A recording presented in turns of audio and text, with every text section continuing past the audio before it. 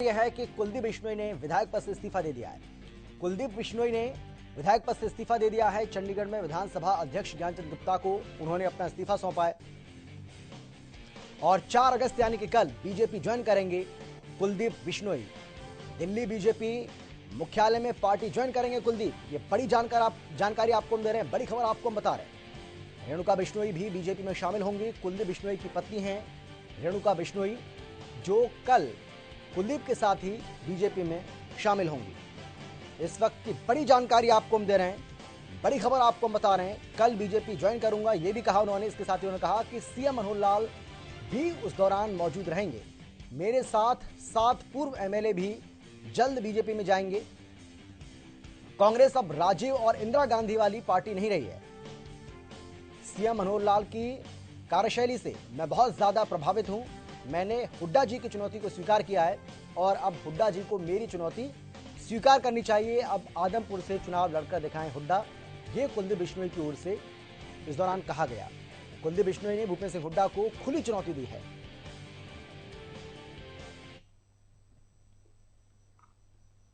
कुलदीप बिश्नोई हमारे साथ हैं और इनसे बात करते हैं। आज इन्होंने इस्तीफा दिया। सर, आज इस्तीफा आपने दे दिया है, भारतीय जनता पार्टी आप ज्वाइन करने वाले हैं।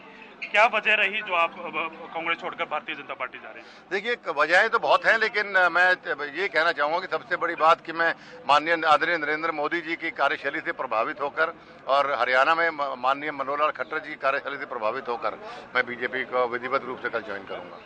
बात की जाए, आपने खुली चुनौती दी है भूपेंद्र सिंह हुड्डा को, कैसे देखते हैं इस चुनौती को? क्योंकि भूपेंद्र सिंह हुड्डा ने भी ये कहा था कि कुलदीप बिश्नोई इस्तीफा दें और मैदान में रहें।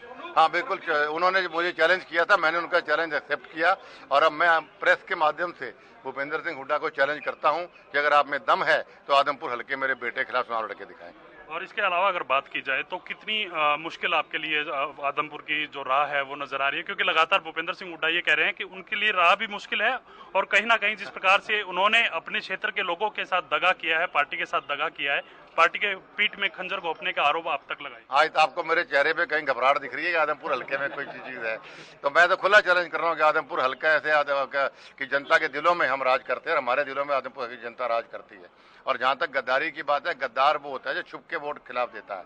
मैंने खुले तौर पे डंके की चोट पे कहा था कि राहुल गांधी जी अगर मुझे मिलकर सेटिस्फाई नहीं करेंगे तो मैं कांग्रेस को वोट नहीं दूंगा। तो वो खुले तौर पे वोट देना होता है। गद्दारी वो है जो दूसरा आदमी कौन है वो बताइए। मैं एक साधारण कार्यकर्ता के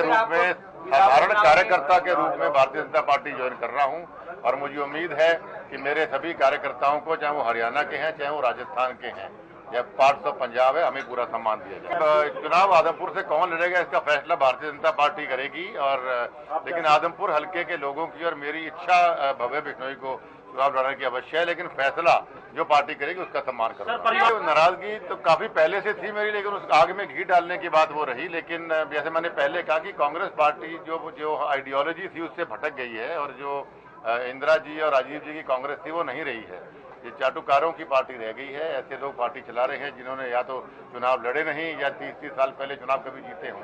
इस माध्यम से भूपेंद्र सिंह हुड्डा को आज चैलेंज करता हूं कि मैंने आपका चैलेंज स्वीकार किया। अब आप में अगर आप 10 साल प्रदेश के मुख्यमंत्री रहे, मैं तो मंत्री का संतरी भी नहीं रहा कभी, तो मेरे या मेरे बेटे के खिलाफ आदमपुर से चुनाव लड़के दिखाए, ये मेरा खुला चैलेंज है। अगर चुनाव नहीं लड़ते हैं तो फिर हरियाणा प्रदेश का पेंडा छोड़ दें।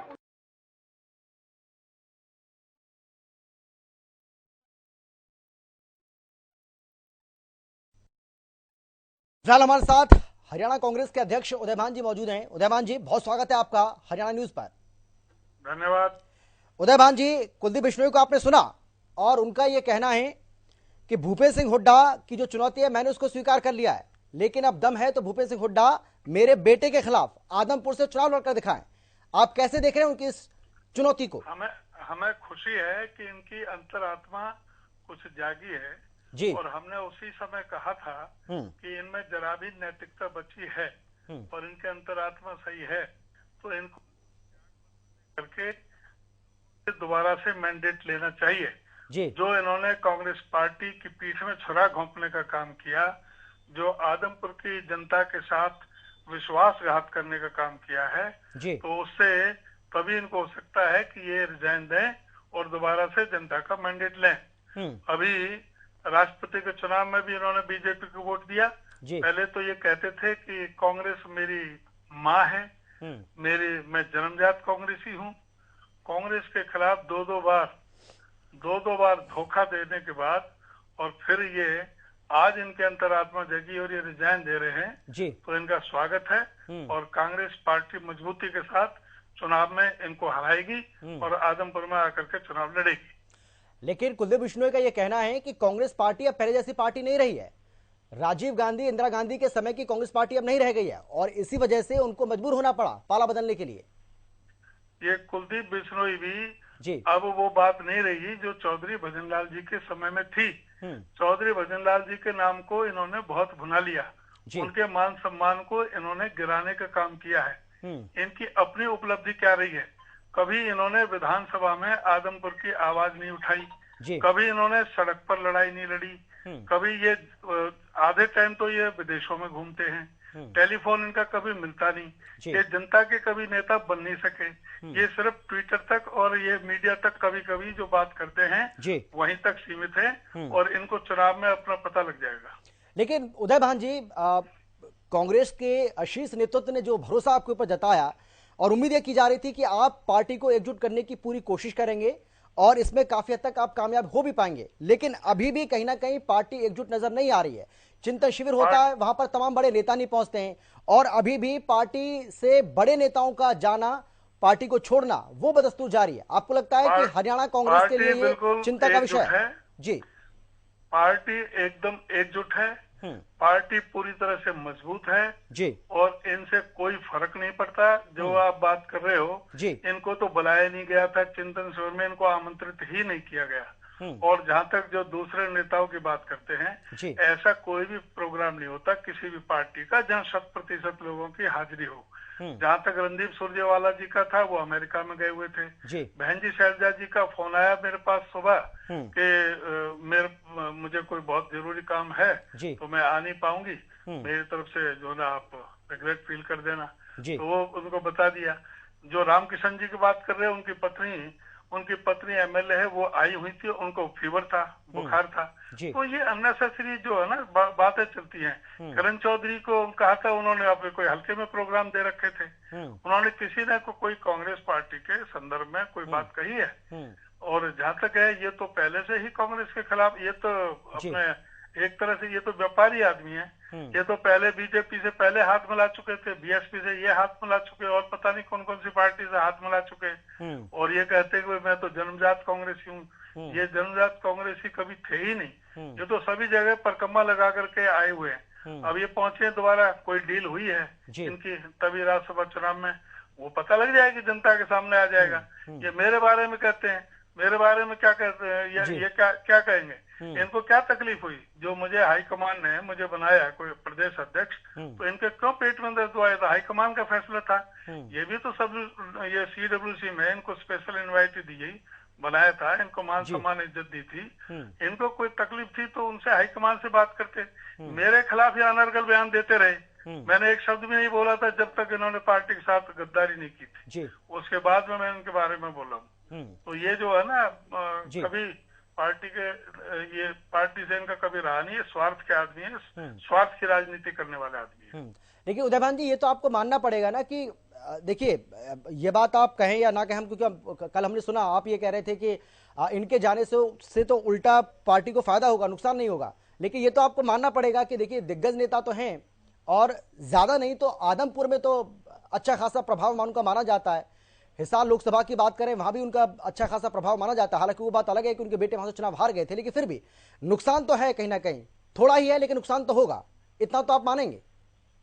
जिस आदमपुर को चौधरी भजनलाल जी ने इतने बढ़िया ढंग से संवारा था, सजाया था, वहाँ के लोगों को इतना मान सम्मान, उनको सब जगह नौकरियां, घरों में इतना जो उन्होंने विकास के काम किए थे, इन्होंने तो आदमपुर की तरफ देखा तक नहीं। ये तो सिर्फ चुनावों के समय जरूर जाते हैं। इन्होंने आदमपुर की एक भी आवाज कभी विधानसभा में नहीं उठाई। आदमपुर के लिए इनका क्या योगदान है? जो भी था इनके पिताश्री का योगदान था, इनका कोई योगदान आदमपुर के लिए नहीं रहा और ना ही इन्होंने कोई आदमपुर के लिए काम किया, ना किसी और के लिए।